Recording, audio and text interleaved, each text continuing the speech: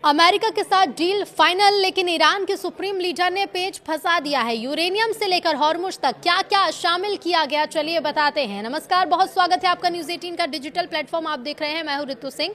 America और Iran के बीच 3 महीने से जारी तनाव को कम करने की दिशा में बड़ी सफलता मिल सकती है, क्योंकि दोनों पक्ष 60 दिन के लिए तैयार किए गए एक समझौते पर पहुंच गए हैं। हालांकि अभी इसे अमेरिकी राष्ट्रपति डोनाल्ड ट्रंप और ईरान के सुप्रीम लीडर मुस्तफा खामेनी से मंजूरी नहीं मिली।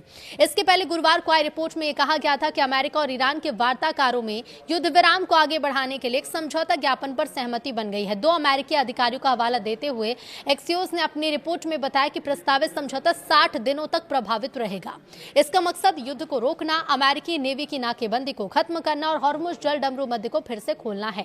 साथ ही ईरान के परमाणु कार्यक्रम पर एक अंतिम समझौते को लेकर बातचीत शुरू हो जाएगी। हालांकि समझौता अभी अधर में लटका हुआ है। मुस्तफा खामेनी ने इसे मंजूरी भी नहीं दी है। यरूशलेम पोस्ट ने मामले से परिचित सूत्र के हवाले से बताया कि ईरान के सर्वोच्च नेता मुस्तफा खामेनी ने समझौते को मंजूरी नहीं दी।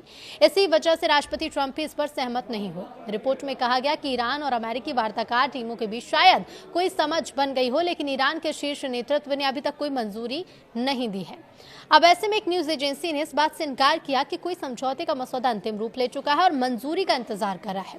तस्नीम न्यूज ने बातचीत करने वाली टीम के करीबी सूत्र के हवाले से कहा कि अगर किसी भी समझौते का मसौदा पक्का होता है तो उसे पाकिस्तानी मध्यस्थों के साथ साझा किया जाएगा और फिर उसकी घोषणा होगी।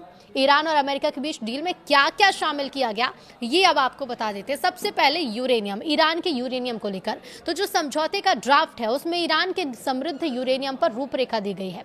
अधिकारियों के हवाले से जानकारी है कि समझौते में ईरान की प्रतिबद्धता शामिल है कि वो परमाणु हथियार बनाने की कोशिश नहीं करेगा। इसमें यह भी बताया गया कि 60 दिन की अवधि के दौरान होने वाली चर्चा में सबसे पहली प्राथमिकता ईरान के समृद्ध यूरेनियम को हटाना होगी।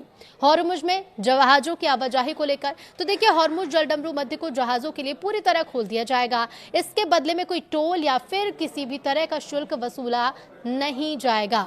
तो वहीं बारूदी सुरंगें हटाना, ईरान को पहले 30 दिन के भीतर सभी नौसैनिक बारूदी सुरंगों का पता लगाना होगा और उन्हें हटाना होगा। बता दें आपको कि ये सुरंगें ईरानी नेवी और IRGC ने हॉर्मुज जल डमरू मध्य में जहाजों की आवाजाही को रोकने के लिए लगाई हैं। अमेरिकी नाकेबंदी भी हटाना, तो इसके बदले में अमेरिका ईरानी बंदरगाहों पर अपनी नौसैनिक नाकेबंदी हटा लेगा। ये राहत जो है वो चरणबद्ध तरीके से दी जाएगी। व्यापारिक जहाजों को हॉर्मुज में जितनी सुरक्षित आवाजाही मिलेगी, ये राहत भी उसी के अनुपात में ही मिलेगी।